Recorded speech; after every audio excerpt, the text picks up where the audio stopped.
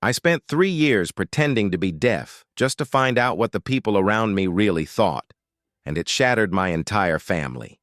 It began during my sophomore year in Willow Creek when I got a brutal double ear infection that left me deaf for nearly 2 weeks.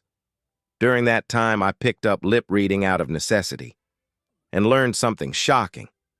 People say awful things when they think you can't hear them. When my hearing returned, I didn't tell anyone.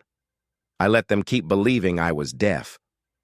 The first truth that slapped me in the face came from my closest friend, Mara. Sitting right beside me at lunch, she silently told another girl how exhausting it was, pretending to care about me. "She's so draining," she mouthed, rolling her eyes while I stared straight ahead like nothing was happening. My family was even worse. At dinner, my mother would exchange silent complaints with my father about how I was falling behind in everything. He'd respond with a muted, "She just isn't built for more." They thought I couldn't see them. They thought I couldn't hear a thing. But the worst was my brother, Evan. 2 years older, perfect grades, captain of the swim team, early acceptance to Berkeley, our parents' miracle child. I always believed we were tight. I couldn't have been more wrong. One evening, he brought his girlfriend over to study. I was in the den, supposedly absorbed in my homework. They sat at the dining room table in perfect view. "Is she always this sad?" his girlfriend asked, nodding at me. Evan laughed. "Pretty much. My parents treat her like a charity case because she'll never amount to anything. She's basically the family failure." "That doesn't bother you?" "Why would it?" he mouthed. "Low expectations make my life easier." I didn't flinch, but something in me hardened. If they were willing to be cruel in silence, I was willing to listen. For the next 3 years, I recorded everything. I learned that my relatives had a betting pool on whether I'd even finish high school. My counselor at Redwood High called me a lost cause to other staff members. My grandmother told my mom she was embarrassed to introduce me to friends because of the deaf one. The breaking point came at Evan's college acceptance celebration. Our entire extended family gathered to congratulate him on getting into Berkeley's pre-med program. I sat in a corner, playing the quiet, harmless, deaf sister. That's when I saw my parents talking to my uncle. "We're relieved, honestly," my dad mouthed. "At least one kid turned out normal. We can put the whole college fund toward Evan now."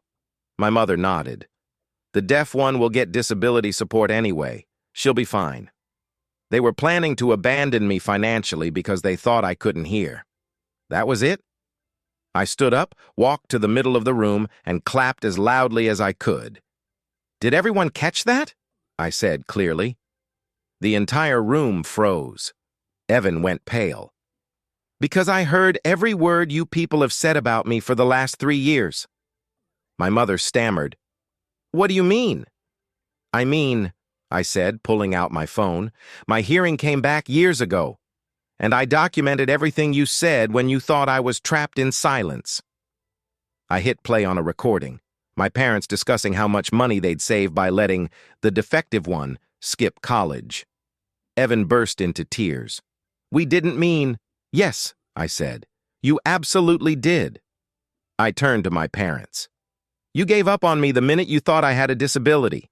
18 years of raising me, and the moment I wasn't convenient, you wrote me off." I handed my mother the cheap necklace they'd given me as a graduation gift. "Keep it. You'll need the money now that you only have one child."